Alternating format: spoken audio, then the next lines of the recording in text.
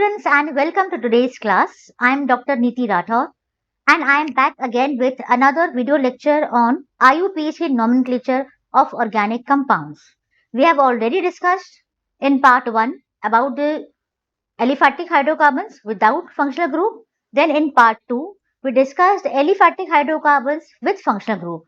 And in today and in this third and last part we will discuss about alicyclic compounds, nomenclature of alicyclic compounds. So let's begin. Now, firstly, what do you mean by alicyclic compounds? Alicyclic, since this word cycle is being included in this means any compound having a ring-like structure is known as an alicyclic compound. Clear? So any compound with a cyclic structure, with a ring-like structure will be known as alicyclic. Now the rules to be followed in this nomenclature will be same as that we followed for aliphatic hydrocarbons, with the only difference that here we will use a prefix known as cyclo. For example, cyclobutane, cyclobutene, or cyclopentane, cyclohexane, like that. Because here the butane and pentane alkanes, basically they are in a cycle form. They are a ring-like structure in these compounds. Clear? So the only difference is prefix cyclo is used. Otherwise, rest all the rules are same. Clear? So the other rules means the rules of containing double bond, triple bond. Then the rules of substituent groups will be same as discussed earlier. Only the prefix cyclo will be added. Clear? So let's begin by taking some examples. Now this is your first example. We already know all these vertices, these have carbon atoms. You already know that, right? And whatever valency is left, it is satisfied or filled with hydrogen. That also we already know, right? So let's begin. How will you identify the longest carbon chain, and how are you going to start numbering? From which side? Tell me. We already know the rules. The carbon having the functional group gets the lowest number. It should get the lowest number, right? So accordingly, this carbon atom containing OH should get number 1. So we should number it like this: 1, 2, 3, 4, 5 and 6. Why? And why not the other way around?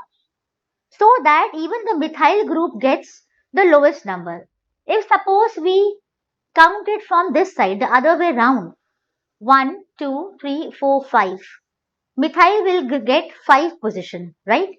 So let us count it in the clockwise direction so that methyl also gets the lowest number. Clear? So let's write the number of this compound as 3-methyl cyclo. There are 6 carbon atoms.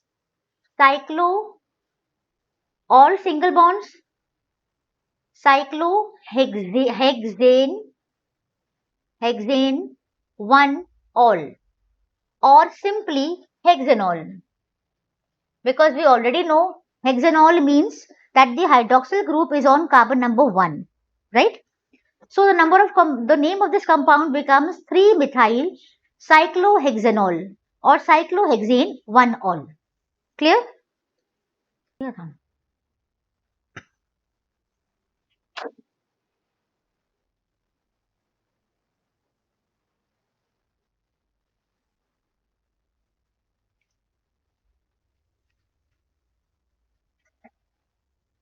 Let's take one more example. Suppose in the same compound, the methyl group is present over here. Same rules will be followed for this case also. The carbon containing the functional group should get the lowest number. So in that case, again we will start counting from this side clockwise: 1, 2, 3, 4, 5, 6. Clear? So that again the methyl gets the lowest number after hydroxyl. Clear? So now can you write the name of this compound? Tell me. Yes, you can write it very easily. The name of this compound will be 2-methyl hexane. Now the hexane, the E of hexane, the E of alkane is substituted by the secondary suffix. Clear? And secondary suffix is decided by the functional group. So this E is replaced by all. And the position of alcoholic group is 1. So 2-methyl hexane 1 all or 2-methyl hexanol. Am I missing something? Yes, I am missing the word cyclo. I need to write here cyclo. 2-methyl cyclohexanol. That is the right name of this compound. Clear? Let's take some more examples and discuss this further.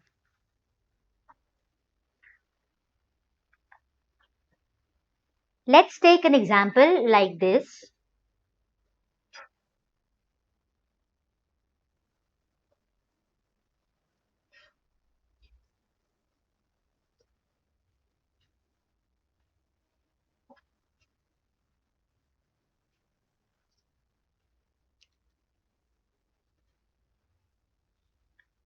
Now, at first it looks like very scary, right?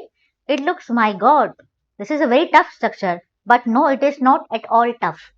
Just look at this structure very, very carefully. Our first step is to find out the longest carbon chain, right? Now, how will you find out the lowest carbon chain? Tell me. Suppose we count it from here. Now, the point is, what is the rule between alkene and alkyl groups? The rule is that the double bond, the carbon containing double bond should get the least number, right? This means I should number it from here 1, 2, 3. Can we go here also? No. The reason is no. Why? Because the longest carbon chain actually should include the cyclic structure. So it should be 1, 2, 3 and 4, which is our longest chain. Now what is this? Don't forget, this is not a methyl group. Here we are having a CH2. So don't get confused. This is basically ethyl group, C2H5, written like this, CH2CH3. Clear? This means at position 3, we have an ethyl group and we also have a methyl group on the same position. Right? So therefore we will number it accordingly 1, 2, 3, 4. So now, can you write the name of this compound? Try to write it down. It is very easy. What are we going to do? We will write the name of both the alkyl groups in alphabetical order. So that way this will become 3-ethyl, 3-ethyl, 3-methyl, 3-ethyl, 3-methyl, cyclo, 1, 2, 3, 4 carbons, cyclobute 1-ene or cyclobutene. That's it. Position number 1 is not mentioned mostly, right? You can omit the position and you already know that. So the name of the compound is 3-ethyl, 3-methyl, cyclobute 1-ene or butene. Is this the right name? So this is so easy, not at all difficult, right?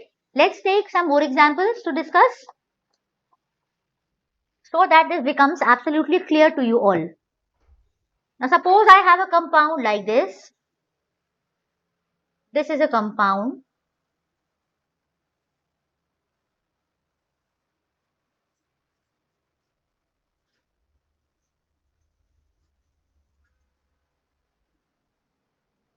Again, this is cyclobutene. You can make out 1, 2, 3, 4. Since this is a square, there are 4 sides, therefore it has to be a butene and double bond. Clear? Now how will you number? Again, we will number it in such a way that the carbon containing the double bond gets the least number. So whether I write it 1, 2, 3, 4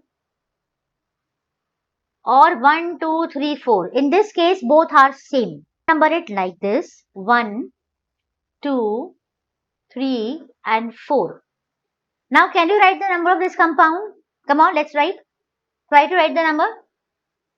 Try to write the name of this compound. The name of this compound will be 1, 2 dimethyl 1,2-dimethyl cyclobutene or cyclobute-1-ene, right?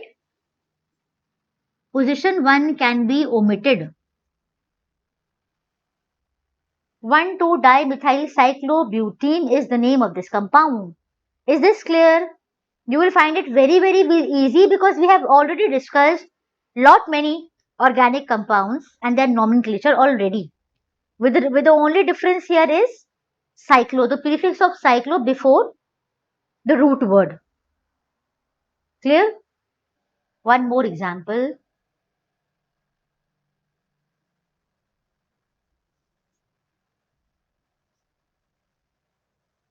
Let's write it like this and let's write it like this. Now, can you name this compound? First of all, we need to identify the functional group present in this compound.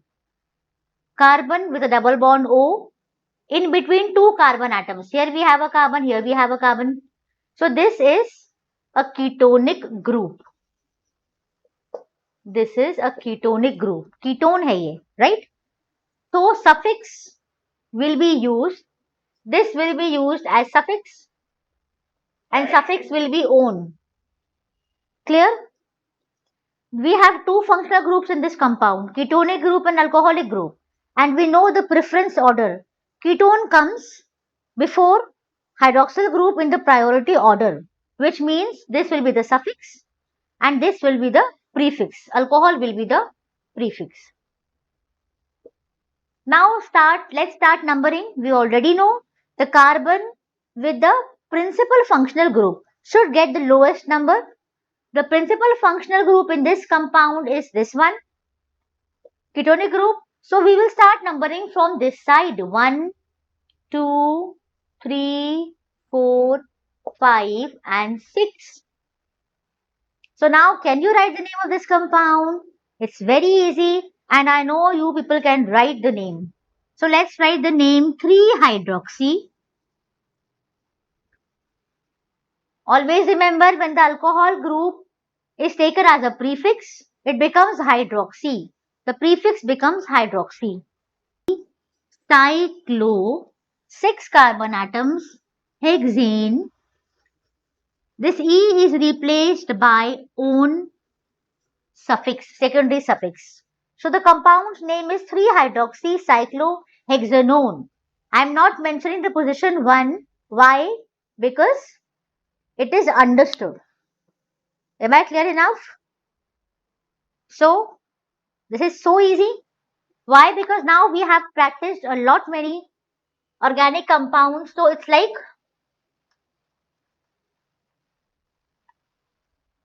we can just do it in seconds, right? Now let's take one more compound.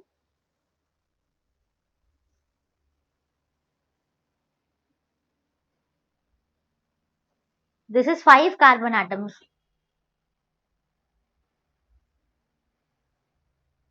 Can we write the number of this compound? Is it difficult? Not at all. Whenever there is such a structure, it means we have a methyl group over here. If it is not mentioned, always take it as methyl group. Clear? And we have a double bond. Now the rule says, what is the rule? That the double bond should come at the lowest carbon atom. We have no other functional group, right? We just have a double bond, multiple bond. So let's start numbering from this side. 1, 2, 3, 4 and 5. Why am I not numbering it from this side in the clockwise direction? Because in that case, the methyl group will get more number. It will be far away from double bond. And after double bond, we need to have lowest number. We need to give lowest number to the both the methyl groups. Clear? So now can you write the name of this compound? Let's write it down. 2,3-dimethyl 2,3-dimethyl cyclopentane. Is it pentane? No. We have a double bond. Cyclopentene. And do we need to mention the number? No, not of course. Of course not, because it is already understood. Pentene means pent one in, right? So this is how we name alicyclic compounds by following these rules. We have discussed almost 6 structures. You can practice more and more questions from your books. Let's discuss nomenclature of substituted benzene compounds. Now in this, the suffix is used benzene and the substituent is used as a prefix. Let's see how.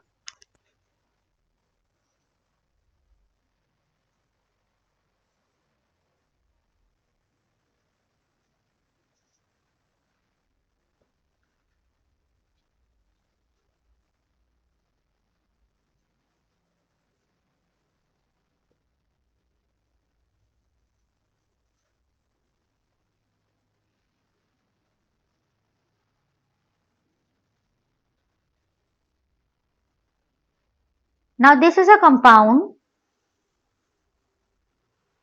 Now these are 3 substituted benzene compounds. Now these are named. How are they named? We already know this is benzene. So the suffix is used benzene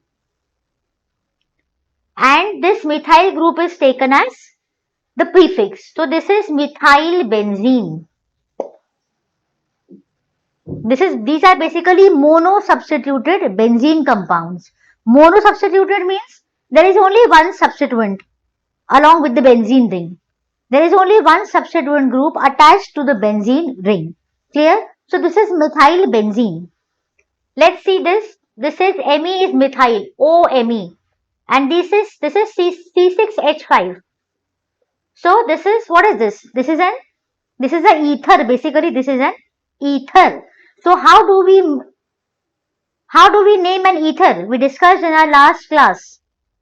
The lower alkane or the lower alkyl group is taken as alkoxy, right? So we will write the name of this compound as methoxybenzene. Methoxybenzene. Similarly, this compound, we have a benzene and one substituent amino group. So the name of this compound becomes aminobenzene. Aminobenzene. These are the IUPAC names and they also have common names. These compounds are very famous, very popular by their common names. The name of this compound is toluene. You must have heard this name, right? So methyl benzene is basically known as toluene. Toluene is its common name. Then methoxybenzene is known as anisole. Anisole. ANISOLE. So the common name of methoxybenzene is anisole. And the common name of aminobenzene is aniline.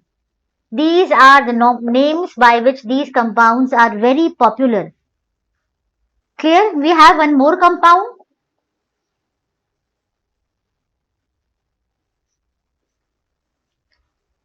NO2. And let's take one more example.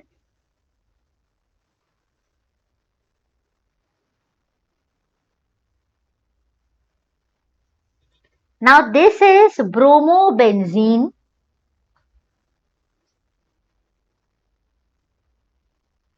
and this is nitrobenzene.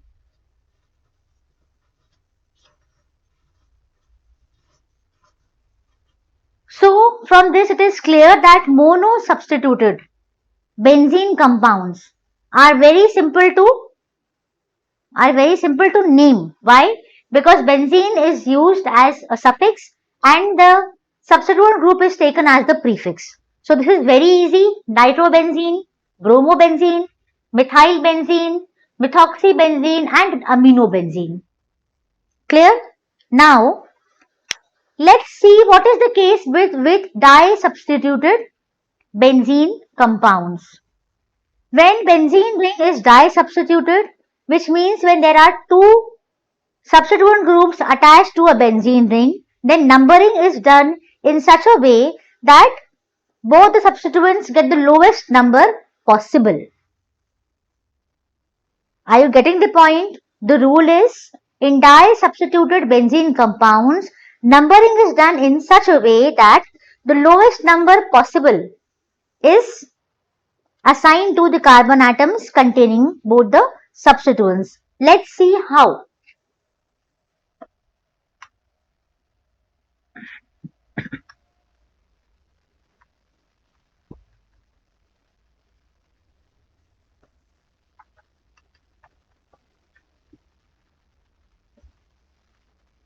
Suppose this is a compound. We have a bromo group here and we have a bromo group here.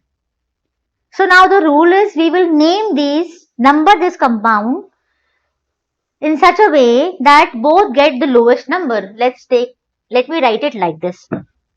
The first example should be like this. So let's number it like this: 1, 2, 3, 4, 5, 6. So that both the bromine atom get the lowest number. So now the name of this compound will become 1,2-dibromobenzene. Benzene will always be used as a suffix. Name of the compound becomes 1,2-dibromobenzene. Similarly, suppose there is a compound with a bromine atom here and suppose again one Br. Now how will you number? 1, 2, 3. So now the name becomes 1,3-dibromobenzene. So this is clear to everyone? You are getting the point? Both the substituent they are getting the lowest number and it is being used as a prefix and the suffix is being used as benzene. Why? Because these are benzene substituted compounds. Clear to everyone? Let's take one more example. Suppose there is one bromine here and the other Br is here.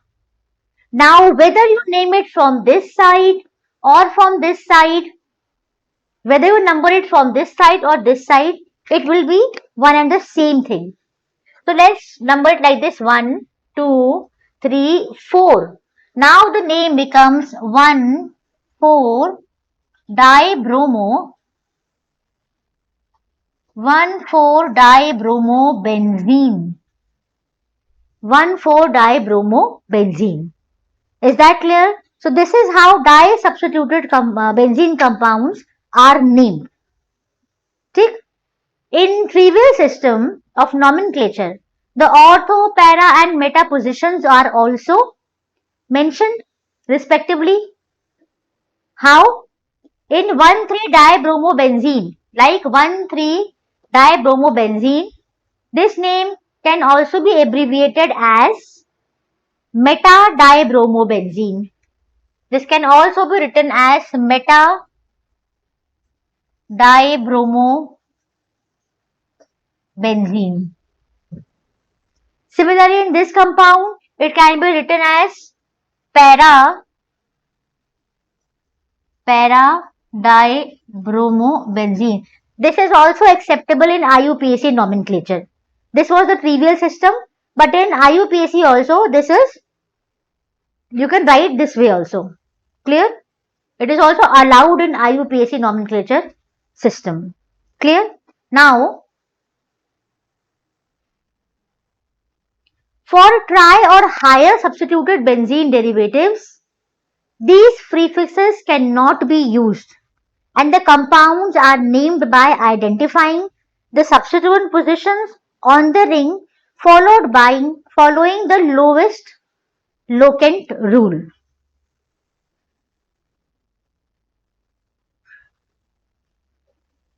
In some compounds, the common name of the compound is taken as the base compound. For example, let's see one example.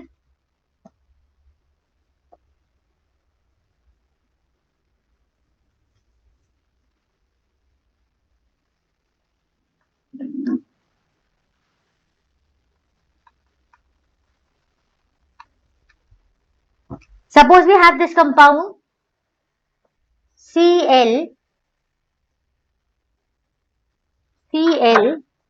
and we have a nitro group over here and we have a nitro group over here. Now the base compound is taken as nitrobenzene. It is visible. This is a dinitrobenzene, right? And with chlorine as a substituent. So in this compound, the base compound will be taken as nitrobenzene. Clear? So how will you name this compound? We will begin numbering with the carbon containing chlorine. 1, 2, 3, 4, 5 and 6. And the numbering of this compound, and also we will write the number in alphabetical order, which means chloro will come first. 1, chloro. The name of this compound is 1-chloro, 2,4-dinitrobenzene. 1-chloro, 2,4-dinitrobenzene. We will not name this like this 1, 2, 3, 4. The name will not be 4-chloro. 4-chloro-1,3-dinitrobenzene will not be the name. The correct name will be 1-chloro. Why? Because nitrobenzene is taken as the base compound and therefore the chlorine atom becomes the substituent. Clear? Suppose we have another compound like this, NO2 and chlorine. Let's take the chlorine. Where should we take the chlorine? Let's take this side, this way. Now the compound becomes 1, 2, 3, 4, 5 and 6. Now the compounds become 1-chloro, 2,5-dinitrobenzene. Is this clear? Let's take one more example. NO2, CH3 and Cl. Now how will you name this compound? Tell me. Again the base compound we will take as nitrobenzene is the base compound. And in that case CH3 and Cl will become the substituent groups. Clear? So how will you number this compound? How will you number this compound? The numbering of this compound will be done like this: 1, 2, 3, 4, 5 and 6. 1, 2, 3, 4, 5, 6. Why? Because if we begin numbering from here, methane will get the maximum number, methyl group will get number 6. So we should number this ring in such a way that the other group also gets the lowest possible number after chlorine. Clear? So we need to start it like this: 1-methyl. The name will be written in alphabetical order. 2-chloro, 1-methyl, 2-chloro, 1-methyl, 4-nitrobenzene.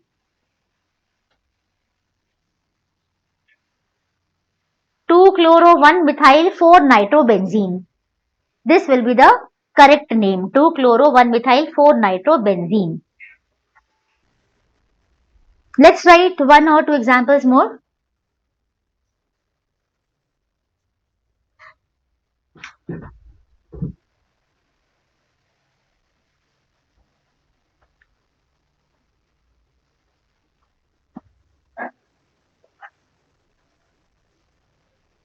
Suppose we have this compound.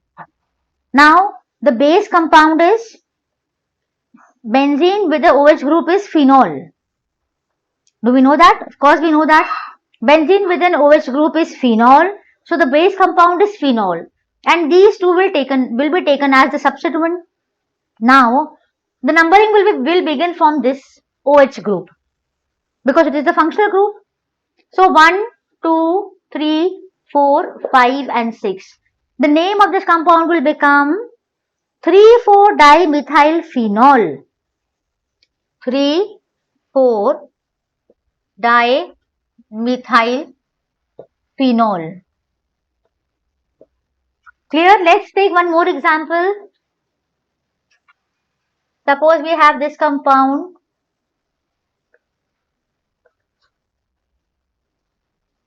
Now name this compound. We already know this is anisole.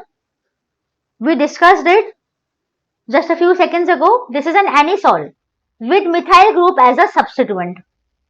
Clear? So we will number this compound as 1, 2. So we can write it as 2-methyl anisole, or we can write it like this also, ortho O-methyl, ortho-methyl anisole. Both are correct. Both the way is correct. You can write it as 2-methyl anisole or ortho-methyl anisole. Both are one and the same thing. Always remember one thing. Whenever benzene ring is attached to a carbon chain, suppose this is a carbon chain and benzene ring is attached to it with a carbon chain containing some functional group, maybe COOH or something like that, or maybe an alcohol or amino group. In that case, benzene becomes the substituent and not the parent as earlier, right? In this case, the benzene becomes the substituent group and it is written as phenyl group, C6H5, similar to alkyl group. Just as methane becomes methyl, ethane becomes ethyl group, similarly a benzene becomes phenyl, C6H5 phenyl group. So always remember, whenever benzene ring is attached to a carbon chain, then the benzene ring is no longer taken as a parent molecule, but it is taken as a substituent. And now the prefix phenyl will be used for there. Suppose we will write 2-phenyl 3-butanoic acid, butan 3-oic acid, like this. Clear? The compound will be taken, the prefix, the secondary suffix will be decided by the functional group and phenyl will become the prefix. Clear? So now let's practice one more thing. Up till now we were like naming the compounds based on their structures. Now it is possible that in exam, in questions, the name of the compound is given to you and you need to write the structure the other way round. Are you getting the point? Suppose I am giving you the name of this compound, 3,4-dimethylphenol. Now you will go the other way round. How will you draw the structure? You will draw a phenol. 3 and 4 we have dimethyl positions. So the name of the compound, the structure will be like this. 3,4-methyl-dimethylphenol. This way. So this way we can write more and more structures. Let's take some more examples. Suppose we have a compound Suppose we have a compound 2,4-dimethyl, 4-dimethyl pentane, 2,4-dimethyl hexane 3-ol, hexane 3-ol. How will you write the structure? Firstly, we need to write 6 carbon atoms. Since the root word is hexane, right? So there has to be 6 carbon atoms. These are 6 carbon atoms. At position 2 and 4 we have dimethyl. Suppose number from this side 2 and 4. Methyl, methyl. At position 3 there's an alcoholic group. OH. Now you can fill the valency with hydrogen. Like this. CH2, CH, CH, CH. Like this. All the valencies are satisfied of carbon. 1, 2, 3, 4. 1, 2, 3, 4, 5, 6. 3, 2, 4, dimethyl, hexane 3, all. This way you can write the structure of a compound when the name is given. Clear? So that's all nomenclature. We have discussed all sorts of compounds, aliphatic compounds, branch chain compounds, aliphatic compounds without functional groups, with functional groups, alicyclic compounds and benzene substituted compounds. So I think nomenclature must have become very clear to each and everyone. Still, if you have any doubt, do post your questions in the comment box and I will get back to you. Students, also if you like the lessons, my video lessons, if you like my explanation, then do like and subscribe my channel and also share it with your friends as much as you can. So that's all today's lecture. See you all in the next class. Until then, goodbye. Take care.